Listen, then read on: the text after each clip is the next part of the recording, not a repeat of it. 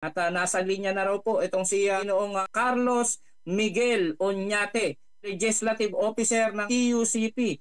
Kaya tatawagin na po natin siya, no? At magandang umaga po, Mr. Carlos Oñate, at welcome po kayo dito sa ating programang Boses ng Balita sa DZME 1530 Radyo TV. Good morning, sir. Ay, magandang umaga din po, sir, at sa lahat po ng ating mga taga-subaybay dito po sa DZME Boses ng Bayan. Yes, sir, good morning. Ito nga po, no, ang TUCP ay isa sa mga nangangalaga sa kapakanan at karapatan. Ang inyong sinusulong ay kapakanan at karapatan ng ating mga manggagawa dito sa ating bansa at ganun din po ang OFWs. Tama po ba?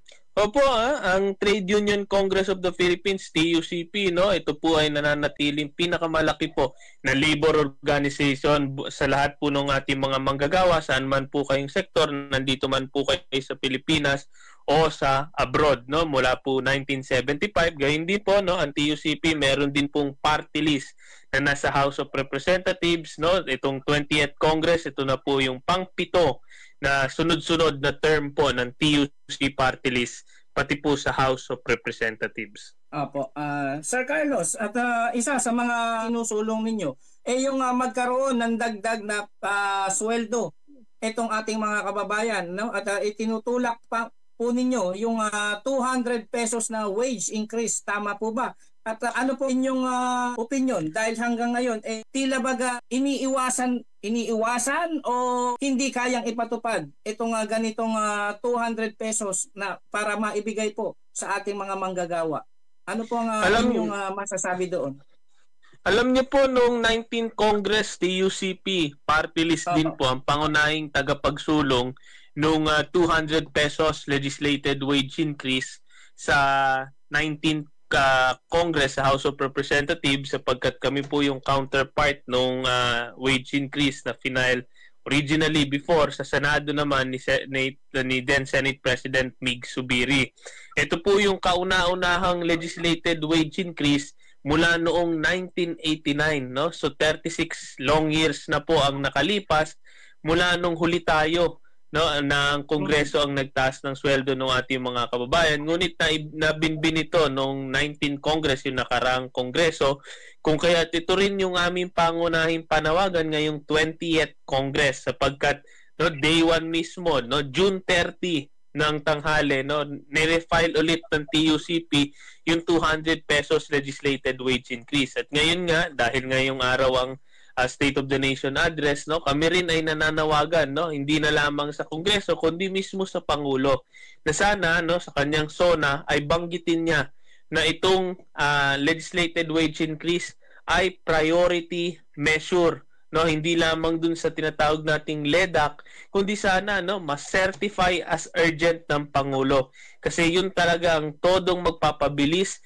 dun sa pagpasa ng legislated wage increase. Ito yung magpapatahimik, no, dun sa mga pangunahing kumukontra, especially yung mga malalaking negosyo na alam naman natin kayang-kayang magbayad ng dagdag sweldo, at para magkaroon po, no, ng pag-asa, no, ng reassurance yung ating mga manggagawa na ito pong legislated wage increase ay hindi lamang po pangako, kundi actually, no, karapatan po yan ng bawat manggagawang Pilipino patungo dun sa nakabubuhay na sweldo.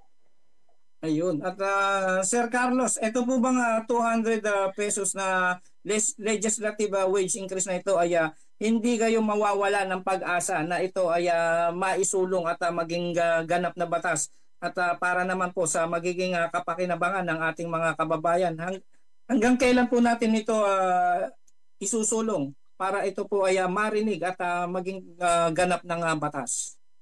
Oo, katulad nga nung binanggit ko, no, day 1 ay final na kagad ng TUCP itong dagdag na 200 pesos sa sweldo ng ating mga kababayan, upang sa gayon, no, kaagad-agad, no, sana matakel kagad ng Kongreso, no, hindi yung nangyari nung 19th Congress na last 2 minutes nung ipinasa, kung kaya't hindi naging batas, no. Sinasabi rin lagi ng TUCP, hanggat merong minimum wage earner, no, alam niyo po sa buong bayan meron po tayong higit 5 milyon, no? Yan po ay Luzon, Visayas, Mindanao, higit 5 milyon na minimum wage earner.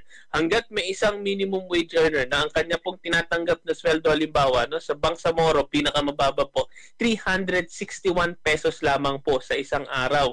Pinakamataas na daily minimum wage dito sa atin, dito sa NCR, no, yung 695 pesos. Ito pong lahat ng to, no, ay hindi lamang po mas mababa, kundi napakalayo mula dun sa ini-estimate na living wage na 1,200 pesos.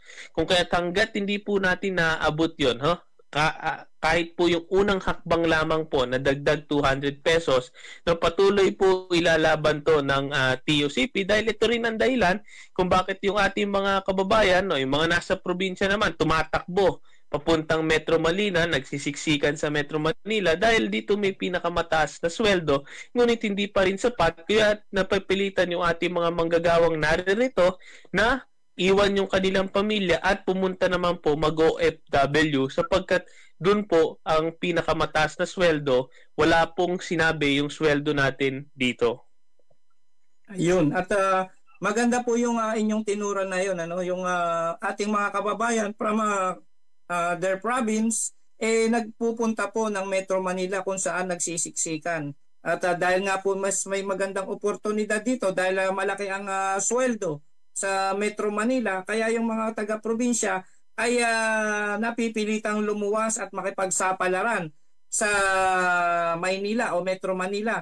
At ang nagiging isa sa mga nagiging problema niyan, ang nagiging domino effect, no, nung kakulangan sa sweldo ng ating mga kababayan, dumarami rin po ang mga squatters, no? At dumarami ang nagsisiksikan, nagiging overcrowded ang Metro Manila, at yan po ay may mga maraming epekto tulad ng pagkakaroon nga ng mga squatters at pagsikip ng daloy ng trapiko, at dahil nga dyan kung crime na rin, no? Akibat nito yung pagdagdag ng krimen, talagang dapat nga po talaga maisolusyonan nga po talaga yung sweldo, no? Yung arawang sweldo ng ating mga kababayan na maibigay po itong inyong hinihiling. Tama po ba? Alam niyo po, ano, napakahirap po kasi ng buhay, no? Hindi lamang ng mga minimum wage earner, kundi ngayon generally talagang mas mahirap ang buhay sapagkat, no, lahat ng mga surveys sinabi na, tinuran ni din na una, no, mas maraming nagsasabing sila ay mahirap ngayon, mas maraming nagsasabing sila ay walang makain, no, may food poverty.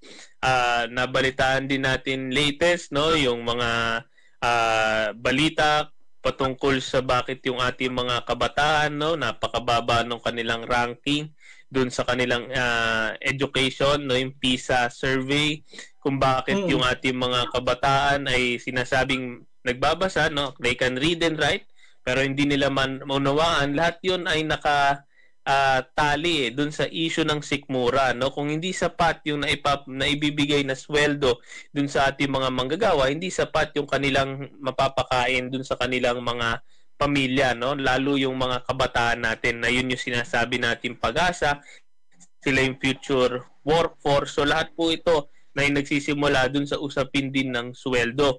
Ngunit siyempre, hindi natin nakakalimutan na katali ng sweldo ay yung trabaho, no? Sa isang bansa, kagaya po natin, na mas marami pa ang contractual kaysa regular, napakaraming permanent na minimum wage earners na hindi tumataas man o hindi na po-promote dahil hindi sila regular in the first place. So yun pong lahat ng to, no, itong lahat ng factor na to, yung sana ma-discuss ng Pangulo sapagkat ito yung sa tingin namin, ito yung parang ipo-ipo ng problema lalo na tumatama o sinasalanta yung ating mga manggagawa araw-araw na sila ay nagtatrabaho, araw-araw na sila ay nabubuhay. Ngayon, tama po kayo dyan, ano, at dapat nga ito na isa at inaasahan po ninyo na ito nga ay dapat na maitakel o matalakay ng Pangulong PBBM, no, o ng Pangulong Marcos Jr. Sa kanyang gagawing sona mamaya itong kalagayan ng sweldo ng taong bayan dahil nga po sa pagtaas din ng mga presyo ng mga bilihin na hindi na rin makasabay, ano. aminin na natin ang totoo, tama po ang inyong sinasabi, hindi na rin makasabay itong sweldo ng taong bayan sa pagtaas ng mga iba't ibang presyo ng bilihin at mga bayarin, no, na kanilang responsibilidad. Sir Carlos, ano pa po ang nais ninyong sabihin para sa magaganap na SONA mamayang hapon o tanghali? At nasa inyo po ang mikropono at sige po, bigyan ko po kayo ng pagkakataon na sa aking mga hindi na itanong sa inyo. Opo, no, alam niyo po natin itong State of the Nation address na ito, no, it comes at a time na meron na lamang pong kalahati, no, in the next 3 years ng ating Pangulo, no, ito yung kanyang the last 3 years ng kanyang termino. Kung kaya't sinasabi namin, ito yung moment of truth, no, para sa administrasyon, para sa ating bansa na pinili yung liderato, no, ng ating Pangulo.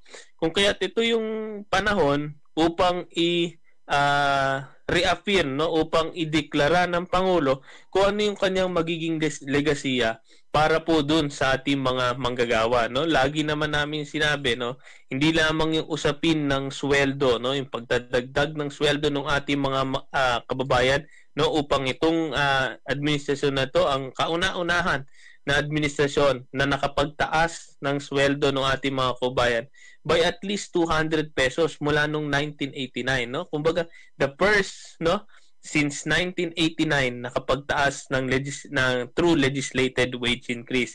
Ngayon din sinabi namin dapat magkaroon, no, ng parte dun sa State of the Nation address na natalakay yung usapin, no, yung walang katapusang usapin ng ENDO. Kasi tingin namin, no, meron tayong pandemya ng ENDO. Hindi lamang dun sa pribadong sektor kung saan mas maraming contractual kaysa regular, kundi pati dun sa pamahalaan, no, sa government, lalo sa LGU, kung saan halos kalahati siguro ng government workers natin ay either job order o contract of service regardless nung kanilang decades of service.